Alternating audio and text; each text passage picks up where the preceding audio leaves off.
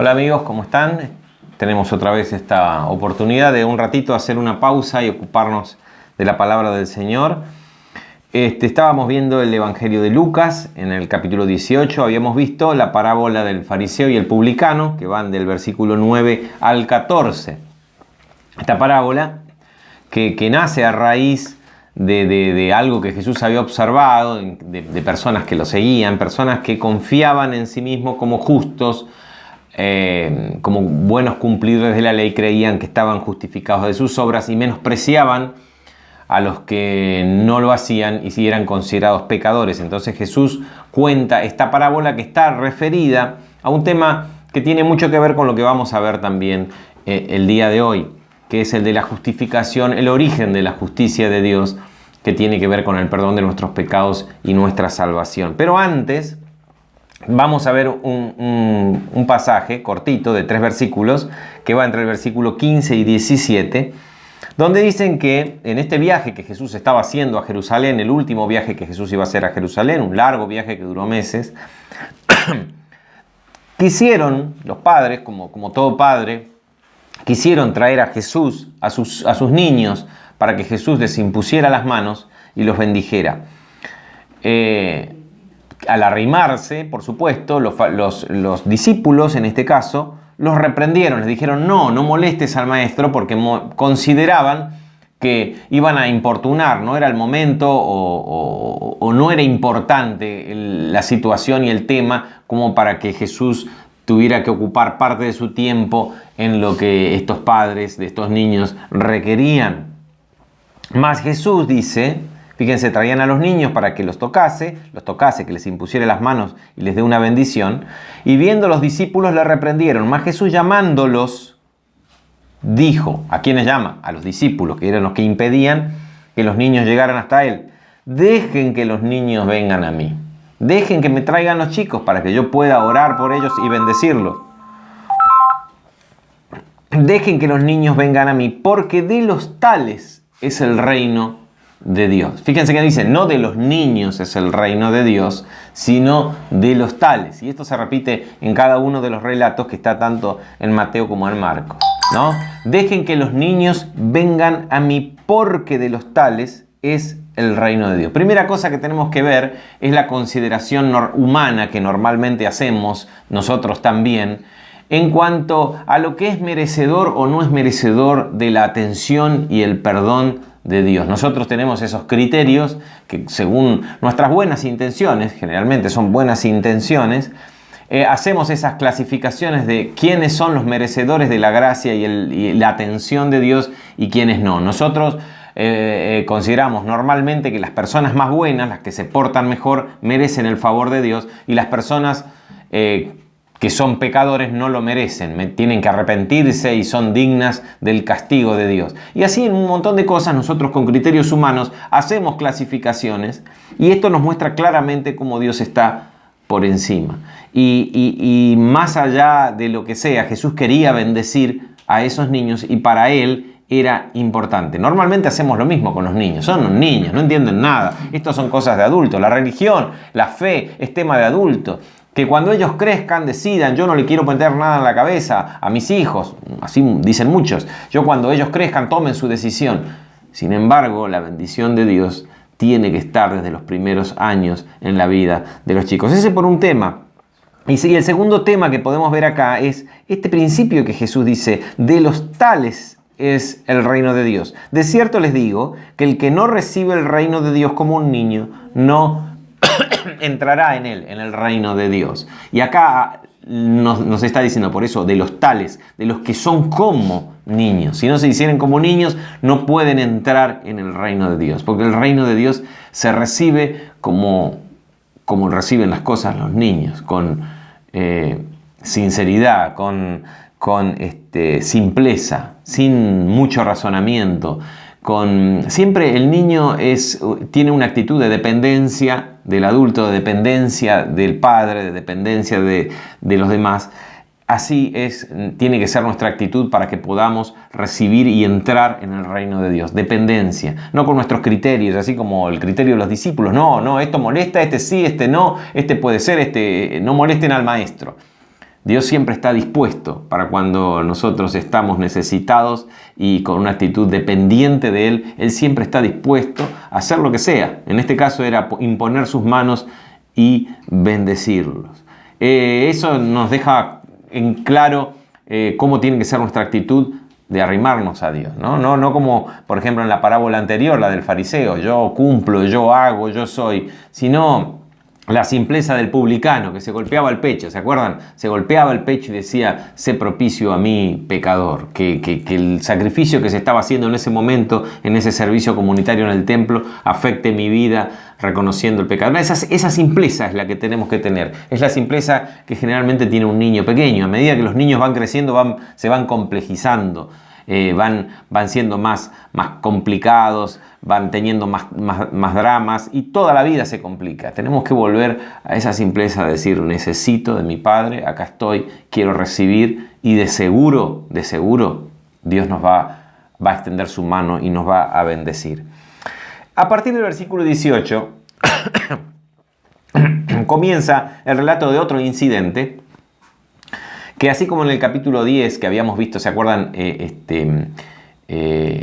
La parábola del buen samaritano, que estaba en medio de una discusión o un intercambio de una conversación entre Jesús y un fariseo. Bueno, acá pasa algo similar. Hay una conversación y no en el medio, porque ya directamente después de la conversación es que ocurre la parábola, pero Jesús introduce una parábola para explicar una verdad muy importante y que tiene que ver con la conversación que vamos a analizar a partir de ahora. Dice el versículo 18, un hombre principal le preguntó. Un hombre principal puede ser un principal de una sinagoga, de alguna localidad en la que Jesús estaba, que cuando se enteró que Jesús venía con toda la multitud, fue a Jesús porque tenía esta inquietud. Y era alguien principal, era alguien normalmente de dinero, era normalmente de una familia conocida, de una familia reconocida. Si era que estaba a cargo de la sinagoga como principal, era de una familia conocida por su buen nombre, justamente, ¿no? Así que una persona de clase alta era este muchacho. Dice Mateo que era un joven, así que era un principal joven que había heredado en ese entonces, digamos, no el dominio ni el señorío, pero era el que estaba a cargo de su familia y encima puede ser, es muy factible que de una sinagoga, de la sinagoga de la localidad. Y vino con una inquietud y le dice, maestro bueno, ¿qué haré para heredar la vida eterna? Fíjense cómo este hombre era un conocedor de la ley de Moisés, porque la pregunta es, ¿qué haré para heredar la vida eterna? Él tenía claro y daba por sentado que la vida eterna se lograba y se alcanzaba, es decir, la salvación, la justificación. Por eso les decía que esta parábola tiene que ver mucho con el tema, este pasaje tiene que ver mucho con el tema de la parábola que habíamos visto en del 9 al 14, ¿no? Del fariseo y el publicano. Él tiene la idea de que haciendo cosas se logra la vida eterna. Pero era así como Dios había establecido hasta este momento que cumpliendo la ley se cumplía la voluntad de Dios, y si se cumplía la voluntad de Dios, uno se hacía a sí mismo digno del reino de Dios. Eso es lo que Jesús viene a enseñar ahora y viene a hablar y a decir en este nuevo tiempo que se inicia con la venida de Jesús y del Mesías,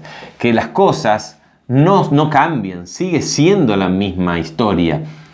El tema es que somos incapaces de cumplir la voluntad de Dios y ser dignos de heredar el reino de los cielos, ¿no? Entonces, este hombre empieza y se arrima y trata de adularlo a Jesús, ¿no? Diciéndole alguna palabra, tal vez lo apreciaba, evidentemente lo apreciaba, no venía con mala intención. ¿De dónde saco esto? Porque el mismo relato en Marcos dice que Jesús le amó cuando le hizo este planteo. Jesús notaba que él tenía esa inquietud. Quiero heredar la vida eterna, ¿qué tengo que hacer? Jesús le dice, el versículo 19, ¿por qué me llamas bueno? No hay ninguno bueno sino solamente Dios. Y acá hubo, durante toda la historia de la iglesia, discusiones sobre diciendo, ¿vieron? Jesús está diciendo que Él no es Dios. ¿Por qué me dices bueno a mí si solamente Dios es bueno? Entonces a mí no me digas bueno. Y siempre hubo alguna complicación en la interpretación de la pregunta que Jesús hace, una pregunta retórica, y también con la afirmación que Jesús hace, que era una afirmación absolutamente conocida y dada por hecho. Solo Dios es bueno. Los seres humanos no somos buenos. Vamos para analizar este versículo rápidamente, vamos a decir que lo que Jesús está haciendo es una interpelación para probar la sinceridad y también probarle a Él mismo, que Él reflexione, me refiero al muchacho el principal de la sinagoga que vino a hablar con Él, que Él reflexione sobre sí mismo respecto de qué creía Él o quién creía Él que era Jesús. Jesús le dice, mirá que no hay ninguno bueno sino solo Dios. ¿Vos estás seguro de darme ese título a mí de maestro bueno? Porque si me le estaba dando el título del maestro bueno, le estaba asignando de alguna manera atribuciones divinas. Atribuciones que se le podían dar, por ejemplo, al Mesías. ¿No es cierto? Entonces, la pregunta de Jesús es, mirá, ¿por qué me llamas bueno? A ver, ¿por qué me estás diciendo bueno? Jesús entendía que lo estaba adulando, pero estaba tratando de que este hombre reflexione sobre sí mismo si venía a Jesús reconociendo de alguna manera en él el Mesías o no, o simplemente era una forma de agradar al maestro. No se usaban ese tipo de saludos en Oriente, porque se tenía mucho cuidado con los atributos que se le daban a Dios, no dárselo a un ser humano. Entonces Jesús le dice, ¿por qué me llamas bueno? No tenemos la respuesta, o sea, fíjense que le dice, ¿por qué me llamas bueno? Y no tenemos la respuesta. Es una pregunta retórica, es decir, que no exige la respuesta, pero no sabemos si la respuesta la tuvo o no, o simplemente era para que él reflexione. Ninguno hay bueno sino solo Dios. Entonces muchos dijeron, claro, Jesús nos está enseñando de que Él no es Dios. No, al contrario, fíjense que más adelante le va a decir, vende todo lo que tienes, dalo a los pobres y sígueme. No dice, sigue a Dios o sigue los principios de Dios o vamos juntos a seguir a Dios. Sígueme a mí, yo soy el que represento a Dios. Jesús en ningún momento está menoscabando su divinidad, ni su estatus respecto de Dios, porque Él era Dios y así lo consideraba, sino que estaba interpelando, lo estaba obligando a reflexionar desde el primer momento a este muchacho, porque vio cierta sinceridad. Si hubiera sido un fariseo que venía a probarlo o a hacerle alguna trampa, Jesús no lo hubiera encarado por ese momento, pero lo hizo reflexionar para partir de una base sólida respecto de quién era quién en este momento. Así que se entendió lo que quise explicar. Versículo 19, Jesús le dice, ¿por qué me llamas bueno? Ojo, porque el único bueno es Dios. ¿Por qué me estás diciendo bueno? ¿Cuál es tu motivación para darme ese título a mí? Entonces, una vez que Jesús lo hace pensar que él ya directamente tuvo que reflexionar y frenar en esa atribución de venir a decir, ¿qué más tengo que hacer para heredar la vida eterna? Porque yo ya hice todo lo que pude. Jesús lo hace volver sobre sus pasos y ahí le vuelve a decir la respuesta tradicional que cualquiera le podía dar. Los mandamientos, ¿sabes? No adulterarás, no matarás, no hurtarás, no dirás falso testimonio, honra a tu padre y a tu madre. En el relato de Mateo hay un agregado más y dice, ama a tu prójimo como a ti mismo, ¿no? Que acá en Lucas no está, lo podemos agregar porque sí está en Mateo. Dice que él dijo, todo esto lo he guardado desde mi juventud.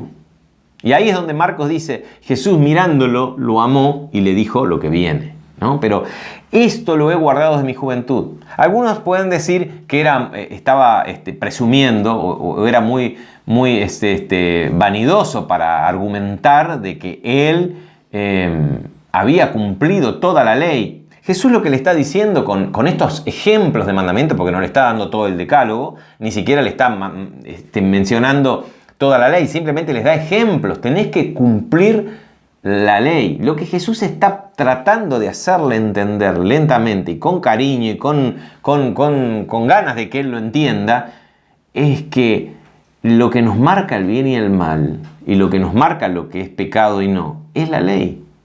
Cumplí la ley, si podés hacer la voluntad de Dios y no pecar, entonces está cerca de recibir la vida eterna. La ley es la que nos justamente, como dice en Romanos 3, ¿no? La ley es la que nos dice qué es lo que está bien y qué es lo que está mal.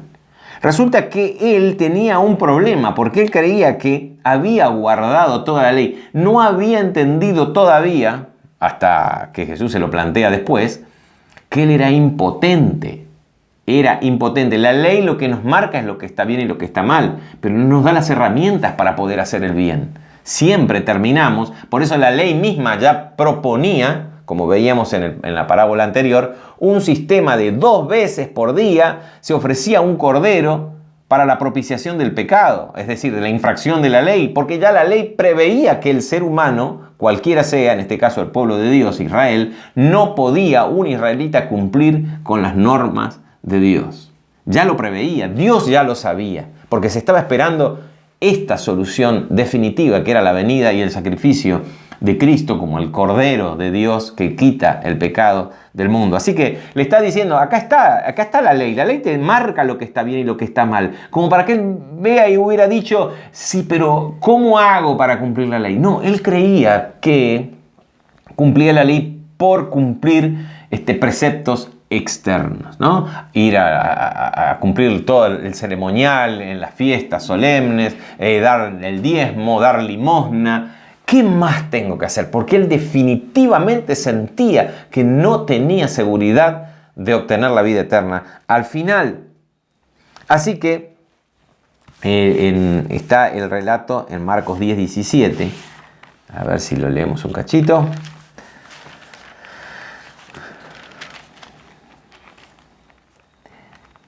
Dice que hincado la rodilla delante le preguntó, maestro bueno, ¿qué haré para heredar la vida eterna? ¿Y por qué me llamas bueno? Dice, los mandamientos sabe. Entonces Jesús respondiendo le dijo, maestro, todo lo he guardado desde mi juventud. Dice el versículo 21, estoy leyendo Marcos.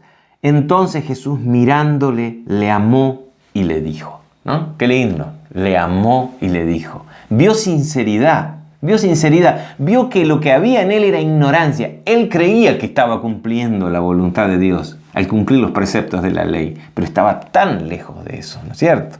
Y dice que una cosa te falta, una cosa te falta. Y a mí me hacía acordar al hecho de María y Marta, cuando Jesús fue a la casa de María y Marta, estas 2 hermanas de Lázaro, y estaba Marta muy ocupada cocinando porque había venido Jesús con todos sus muchachos, así que había mucho que hacer para preparar la comida.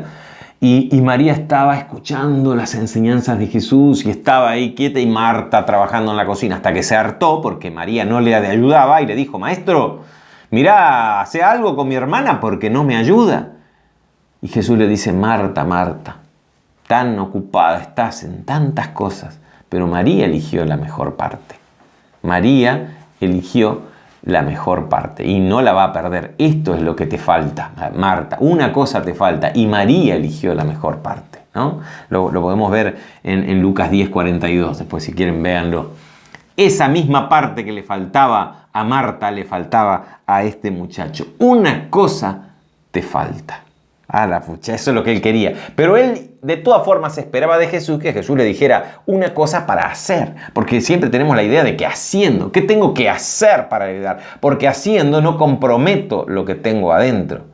Yo si hago, cumplo, listo, ya está. Lo de adentro lo sigo guardando, lo sigo para mí, sigo manejando mi interior, sigo manejando todo lo que soy adentro y no me hago problemas. Porque haciendo, cumplo. Y la verdad de Dios y la verdad del Evangelio es al revés. Él nos mete mano adentro, por eso nos resulta tan incómodo. Pero ¿y qué tengo que hacer? Y mira, no te preocupes por lo que tenés que hacer. Deja que Dios entre adentro y empiece a transformar, y lo de afuera va a ir cambiando solo y se va a ir transformando solo, ¿no? Así que una cosa te falta. Con amor se lo dijo. Andá y vendé todo lo que tenés y dalo a los pobres y tendrás lo que querés, la vida eterna. Y después que hiciste todo eso, vení y seguime. Jesús no tenía nada, ¿eh? Este hombre sí que no tenía nada para seguir a Jesús. Le pide algo extraordinariamente lejos de todo lo que el pueblo de Israel había conocido. No, porque le está pidiendo lo mismo que Dios le pidió a Abraham.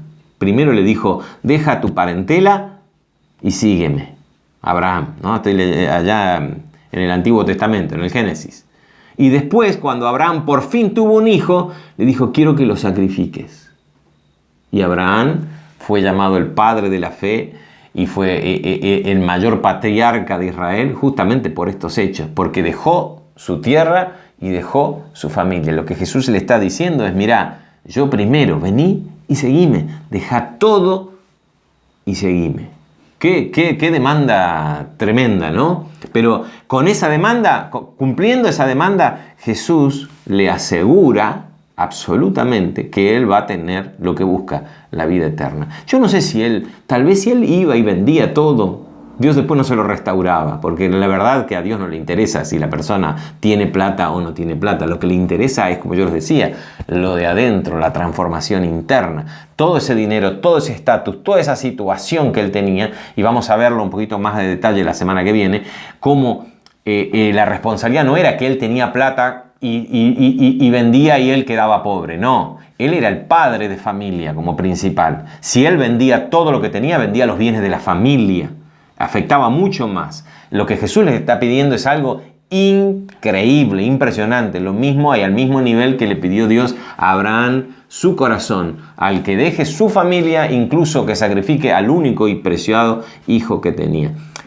Esas demandas son las que de alguna manera Dios quiere. Lo de adentro. Dios quiere lo de adentro. ¿Qué es lo que más estamos agarrados? Nuestra familia, nuestro dinero, nuestro futuro, nuestros sueños, nuestras cosas.